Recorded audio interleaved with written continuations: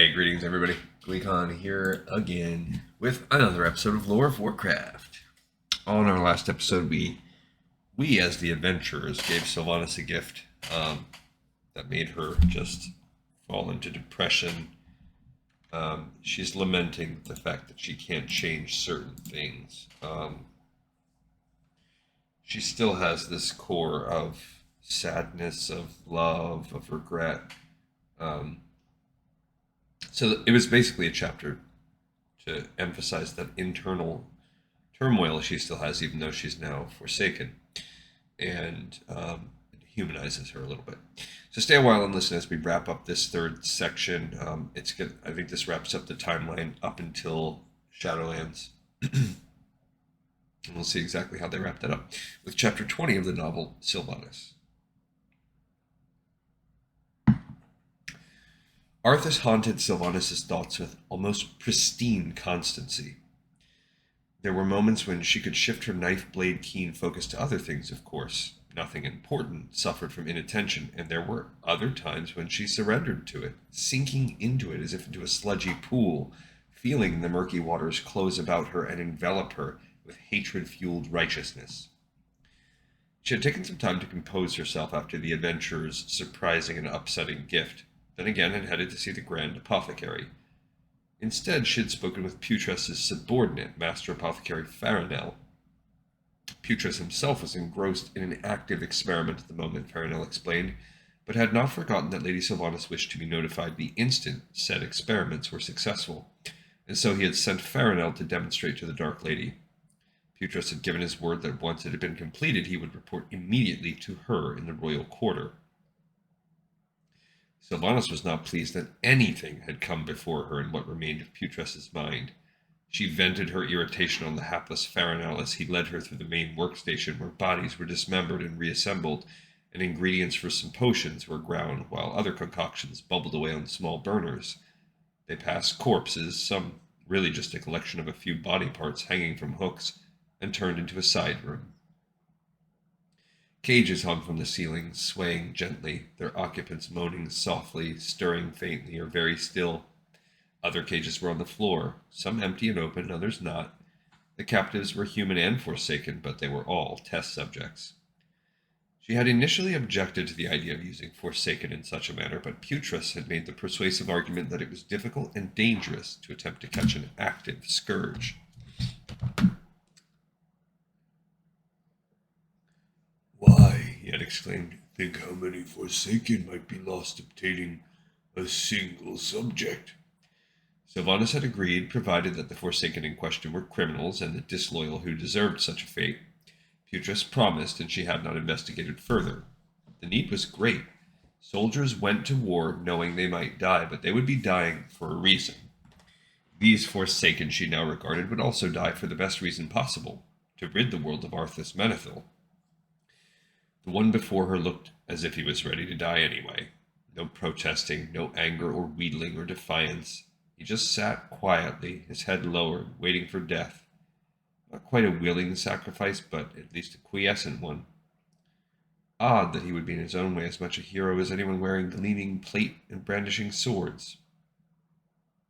As for the weeping human female in another cage, Sylvanas didn't spare her a second glance. A potion was administered to the living woman and the dead man. Sylvanas folded her arms and waited. The fragile human died first, of course, and for a long moment Sylvanas thought the woman would greet death alone, but then... Putres had done it. He had created something that could kill both the living and the scourge. As Sylvanas strode back to the royal quarters, she could not help but gloat to herself. Arthas and the humans who had birthed him would be destroyed. He could no longer hide behind his armies of non-sentient, unfeeling corpses. It is time for the great machine of preparation to grind to life, Sylvanas thought, as she stepped beside the hulking form of Varamathras.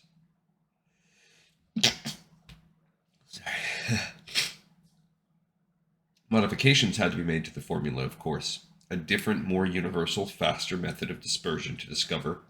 Armies to be gathered and sent to. The sensation crashed down on her with such intensity it felt almost physical. She felt in her body what her mind knew was not real. the cold slice of a bitter wintry wind howling like a child in pain. Sylvanas did not know how she knew, but she did. Arthas, now the Lich King, was awakened. She almost stumbled with the inner knowing, then caught herself. Her gloved hands clenched and unclenched, a gesture of rage and defiance.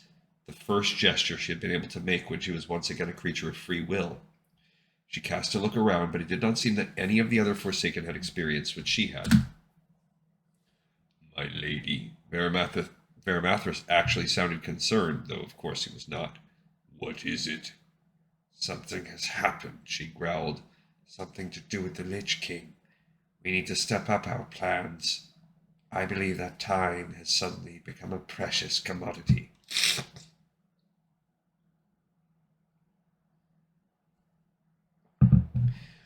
Okay, so we just recapped the scene, I believe, that we read in the Arthas novel, which is interesting because in the Arthas novel, I think that happens, or else that's recapping.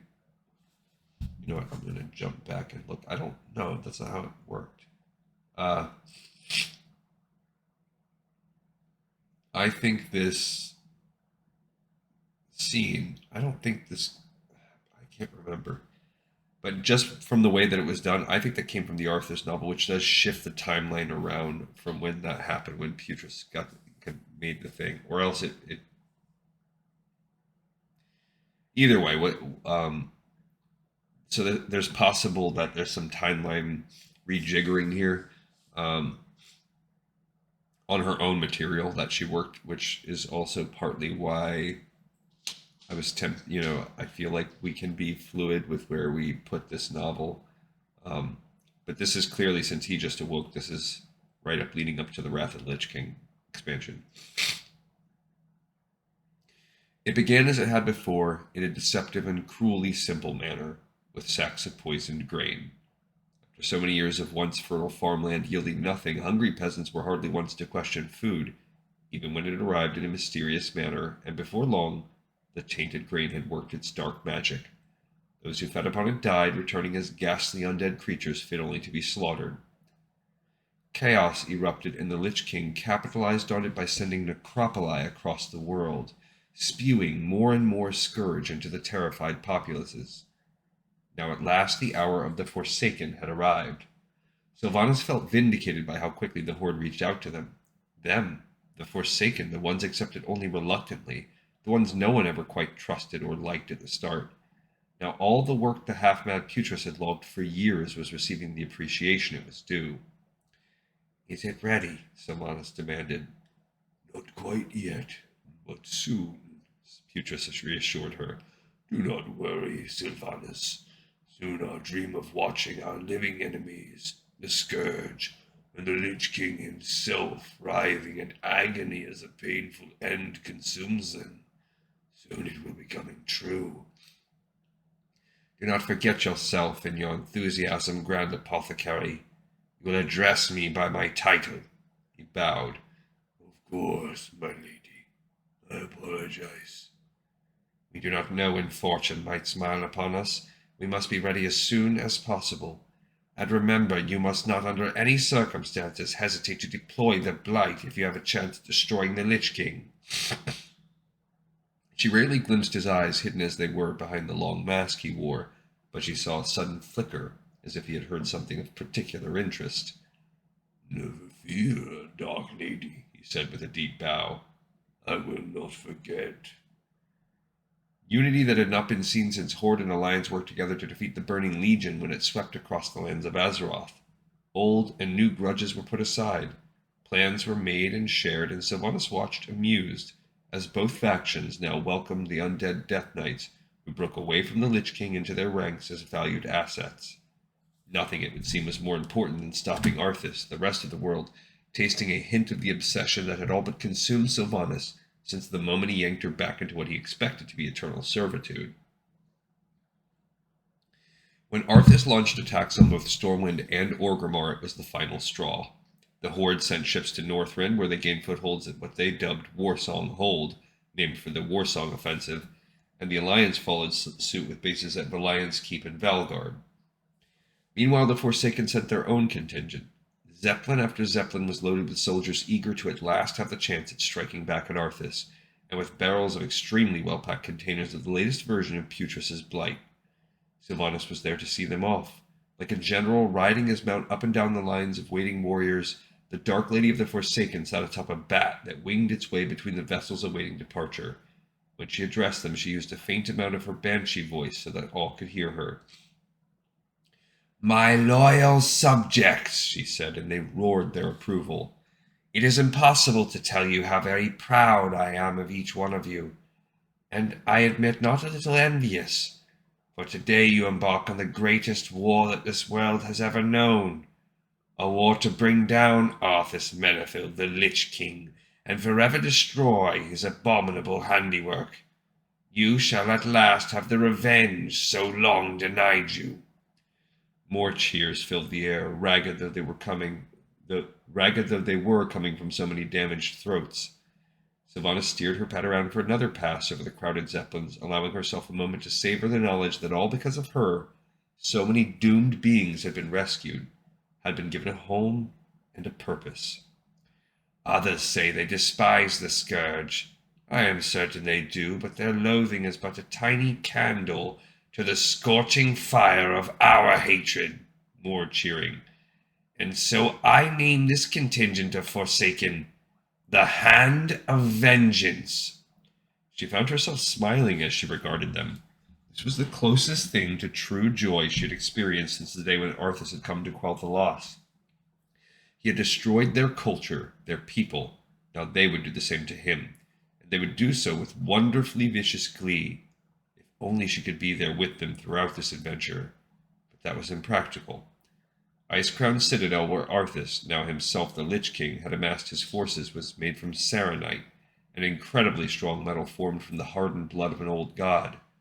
Angrathar the Wrathgate was also made of this evil substance. It would take a lengthy and costly siege to breach. Sylvanas would stay in the Undercity until the way to Icecrown was clear, but then, then, she had nursed her all-consuming need for revenge for too long not to be part of the kill.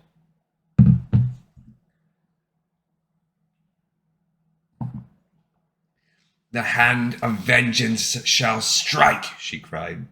"The hand of vengeance shall crush. The hand of vengeance shall wipe Arthas and his vile army from the face of our world. And all shall look upon the Forsaken with eyes of gratitude, eyes full of wonder at our might, our conviction, and our will. Go then with fair winds to Vengeance Landing, and begin the work that will doom our enemy."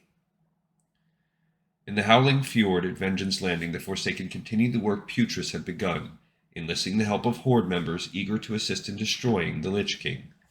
Buoyed by their successes, the Horde and the Alliance pressed ever deeper into the icy continent, finally ready to assault the Lich King at the base of his own citadel of Icecrown. At long last, the time had come. Horde and Alliance armies gathered at the base of the Wrathgate, standing side by side with one single objective: to challenge the Lich King with their combined might and to finally put an end to him and the Scourge. Both armies had sent famed warriors to lead the assault. The Alliance offered Bolvar Fourdragon, a highly respected paladin who had served Stormwind in capacities as varied as Regent Lord when King Varian had gone missing and young Edwin was for a time the youngest king in Stormwind history, and now as High General of the Alliance expedition. Not to be outdone, Dranosh Sourfang, the son of the lauded warrior Varrock Sourfang, who also still served the Horde, was chosen to lead the assault for the Horde. Sylvanas, normally so poised and still, now paced like a caged cat in the royal chambers, heedless of Aramathras's amusement. "I've seen you on the eve of battle before, Dark Lady," he said, "and have never seen you so agitated." "That was when I was to be on the battlefield, or at least commanding the units," she snapped. "And there have never been higher stakes." "Indeed, your hatred for Arthas has always been unmatched, even by myself and my brothers." Sylvanas did not bother to reply. Of course it was. They had not been twisted by the Lich King as she had been. She decided to walk off her agitation, telling Baramathras she would be back shortly. As she strode along the canals and through the various quarters, she could sense a heightened level of anxiety. It was to be expected, Everyone knew the battle was coming or had begun, perhaps already been won or lost. Sylvanas shook her head, angry with herself. No. The Horde and the Alliance had come so far together. There was the odd attack, of course. Things did not change overnight, but the leadership on all sides had been grounded even about their shared goals. Word had reached her that a friendship of sorts had developed between Sourfang the Younger and the Paladin Bolvar. They coordinated attacks to the benefit of all. Sylvanas did not think any armies had been stronger with so clear and so personal a cause. Surely they would destroy the Wrathgate, and once they did, she would travel to Northrend and take her vengeance. Somewhat calmer, she returned to the royal quarter, frowning to see that Varamathras was not there. She had told him she would not be long, and she hadn't been. He should have been there waiting in case anyone had arrived with news from the battle. Even as she had the thought, he entered, fairly racing up the ramp toward the dais, his long goat legs covering yards with every leaping stride. "My lady," he said, "I have been trying to find you. Putris has returned with a report." What? She was furious. Why didn't you simply have him wait while you sent for me? Where is he? "He was wounded," the demon said earnestly. "He is being tended to in the apothecarium. Come, we should hurry." This made no sense, but the Dreadlord was already moving and she had to hasten to keep up. Why would he report to the front, only to then leave? Why would he not stay on the battlefield and be tended to by the priests, whose job it was to do precisely that? She remembered her reaction to him when they had first met. Even he had said his brain was riddled with worms. They could only hope that the news was at least good. She and Varamathras hastened out of the royal quarter, her dread guards falling in behind her. People watched in surprise as she passed, and again, Sylvanas picked up on a strange sense of anxiety. Many, many times her senses and her instincts had saved her life or those of her comrades, and she understood that this was more than simple worries about the outcome of a battle. Something is wrong. Varamathras is too concerned. Putris is in the apothecarium and not the royal quarter where he knows I want him. She glanced surreptitiously to the right and slightly behind her.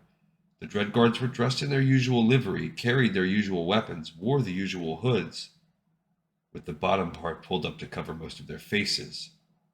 Dread guards who were trying to hide their identities.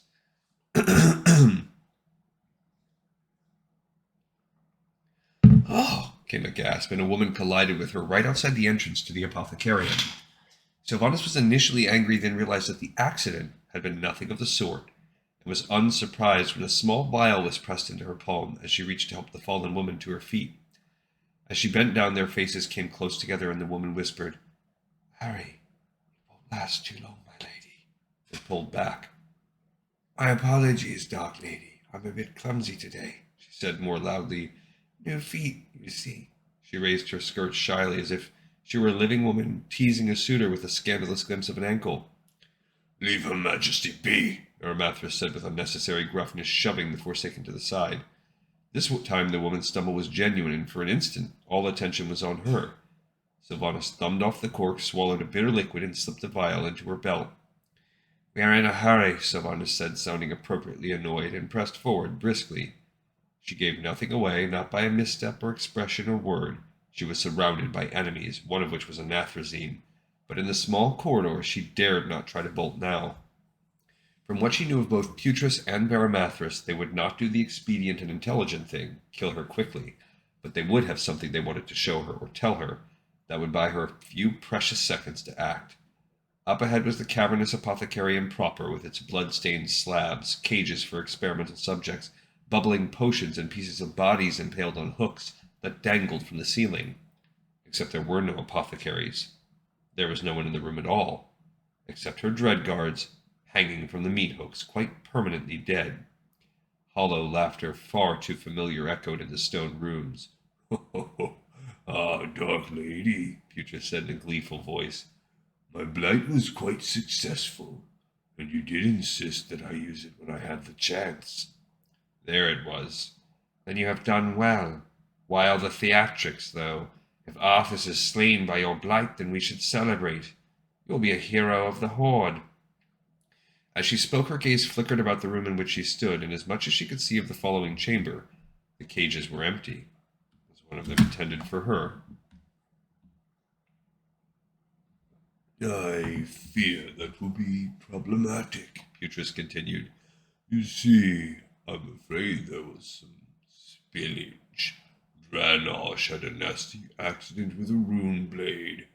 Bolvar developed a bit of a cough, as did a few hundred others, and Arthas left the party early. Cold horror seeped through her despite the danger of her present situation. Putress, what have you? What have we done? Varimathras interjected. The Undercity is ours now. I will be the one to herald the Master's victory, not you. There was no time to wonder what the demon meant. Sylvanas had spied the cask, dark so as to be camouflaged in the shadows of the high ceiling. She was standing directly under it. She sprang into action, leaping as far away as she could, twisting in midair to land behind the false dread guards. They whirled just as she landed and attacked, their swords descending on her. Their blades bounced off her shoulders, arms, and torso as if they had struck stone. Her skin was unmarred. Sylvanas smiled, lowered her head, and slammed into the false dread guards with all her strength. Varimathras snarled and leaped up, his bat-like wings carrying him to safety as the dread guards went flying. The casket crashed to the ground. Sickly green gas began to spread, quickly enveloping the guards who struggled and failed to rise. Sylvanas did not know if the potion would protect her from the blight as well as swords, but she took no chances. She raced up the corridor, hearing the screams before emerging to a scene of horror. Clouds of blight were everywhere. Citizens of the Undercity were running frantically, trying to escape it, and Sylvanas realized more mobile foes. Chaos was everywhere, and so were demons. Something large and heavy clamped down on her shoulder. A terror fiend. The winged demon's huge claws contracted, trying to dig in, but it snarled in surprise as its claws slipped, unable to get a grip on her smooth, impenetrable skin. She had to get out. Sylvanas did not want to abandon her city, her people, but she was outnumbered. Her first thought was to head toward the trade quarter, but the stairs were already crowded with fleeing Forsaken, all jostling one another, shoving, desperate to escape. Through the sewers, then. Could she get to them in time? No, Sylvanas was on the wrong side of the city. Something flew past Sylvanas, and she struck out instinctively with her knife, only to yank her arm back in the nick of time. It was no flying demon, but simply a panicked bat, who, like her, was trying to find its way out. When it came by for another pass, Sylvanas sprang atop its back and clung tightly. As Sylvanas guided it northward over the canal, she saw that the violence was spreading. Abominations, usually obedient servants, were attacking the citizens. Demons plucked up her people and dropped them in the canal for sport. Putress and Varimathras had executed a coup and started a war with a single, horrifying, grand gesture. Sylvanas was reeling. In the span of a few moments, it seemed that everything she had accomplished or had hoped to accomplish had been snatched away like a toy from an unsuspecting child. Arthas had escaped. What should have been her greatest, most satisfying moment was instead stolen, twisted, and used against her, against the Horde and against the Alliance. In this one act, Putress had, instead of destroying Arthas, with quite possibly the only thing that could have killed him, slain those of the Horde and the Alliance who had chosen to fight together. Sylvanas knew that had Putress indeed been successful in killing Arthas, she would have counted the lives lost at the Wrathgate worth it. Sacrifices must be made if Arthas was to be stopped. She allowed herself to believe that those who died this day would have deemed it worthy too. Every single soldier in both armies was ready to die to stop the Lich King. The blight had been squandered, missing its perfect target. Instead, it had killed the Lich King's enemies and rekindled a conflict that had been too briefly put to rest. Putress had defied her, she who had taken that broken corpse with no memory and elevated him to one of the highest positions within the ranks of the Forsaken. She thought back on some of the last meetings they had and realized she'd been foolish not to see the signs. His growing impertinence, his smug certainty. And if Varimathras' treachery was less of a surprise, she had never fully trusted a demon. It was nonetheless devastating to her cause. Foolish of them, though, to have let her escape. If they had simply barricaded her in the royal chambers, she would easily have succumbed to the blight. Their vainglory, their arrogant need for her to see how clever and dangerous they were would be their undoing. Sylvanas would go to Orgrimmar, make an appeal to Thrall, and use the Horde to take her city back. Varian blamed her, of course, though Sylvanas denied responsibility, and as she had expected, he seized this opportunity to declare war. Even some in the Horde were deeply skeptical of both her and the Forsaken. This was certainly not the outcome she had worked so hard to achieve. Fortunately, Thrall believed her. Strange, Sylvanas thought, that standing beside me, believing in me, helping me, are the leaders of the same races who murdered my family. Over the years, she had come to accept that her parents had died in a war. That happened to soldiers, but even now, Sylvanas could not truly forgive Lyrath's death. Thrall knew it, of course, though she had never revealed the horrible details of it, that her little lord's son had been barely more than a boy, only playing at being a soldier, when an orc had embedded an axe in his back.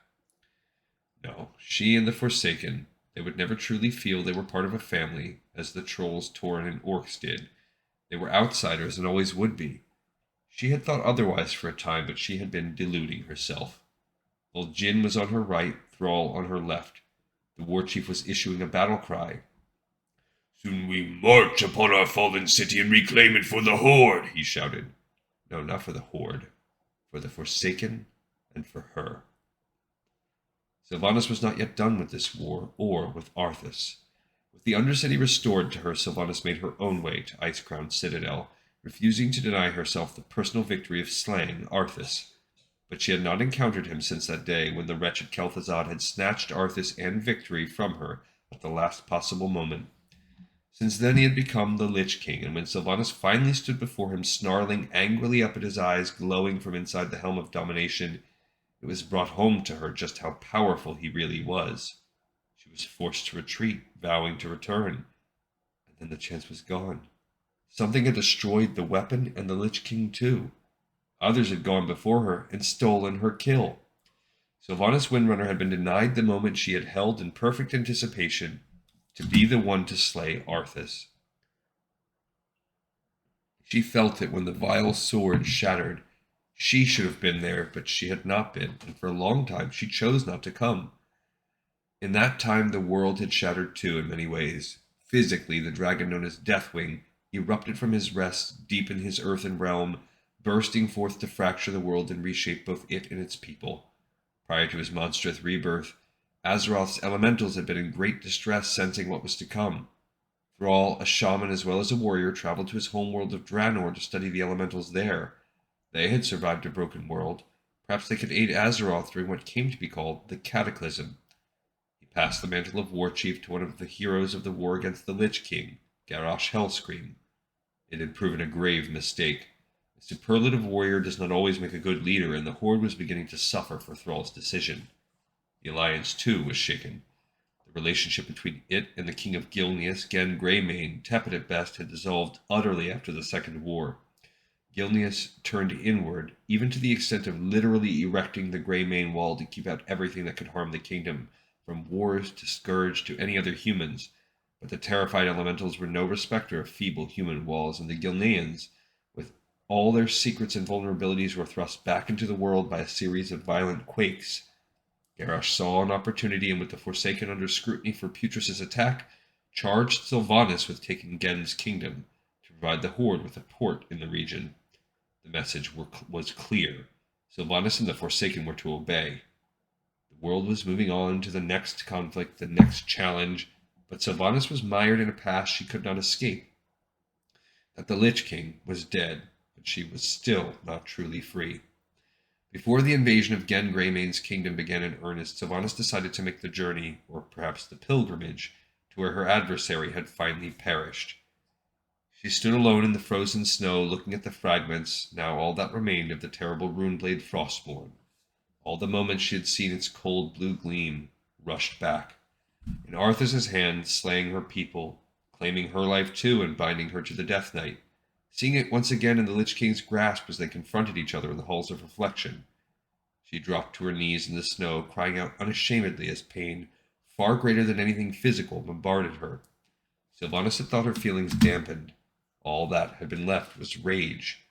Now, though, she felt everything all over again, and this time there was no welcome filter of numbness, nor was there, as there had been in life, joy and kindness to soften the blows. All that existed for her now were emotions painted in dark and violent shades. Madness danced at the corner of her mind, and she wanted to surrender to it. She gritted her teeth, made a fist, and got to her feet. No, she had come too far to falter now. Perhaps there was still a flicker inside the monster, a tiny flame she could yet extinguish. Again disappointment. frozen pieces of armor, blood in the snow, but no Arthas, no Lich King. Only the knowledge that she had been too late to claim the triumph for which she had fought so hard. Arthas was dead, and there was not even a victory by proxy. Another Lich King now sat upon the frozen throne. She had achieved none of what she had so fiercely set out to do. She had achieved nothing at all, save continuing to exist out of perhaps pure stubbornness. Now there was no reason to continue that existence, that failed attempt to hold back eternal night long enough for revenge. Sylvanas knew she had been destined for peace upon her death, for rest, a reward for sacrificing her life freely and courageously to save others. But that had been the Ranger General's destiny, not the Banshee Queen's. And now, too late, Sylvanas understood. 9 Valkyr hovered silent as Sylvanas stood atop the peak of Icecrown Citadel, pulling memories out of her head to torment her. But she had one last act of defiance left in her. Stay back and stay out of my head. The leap freely taken to perhaps the only place in this or any world that could mean certain death to the nigh indestructible Sylvanas Windrunner. A long fall to impale herself upon jutting spikes made from the blood of a god.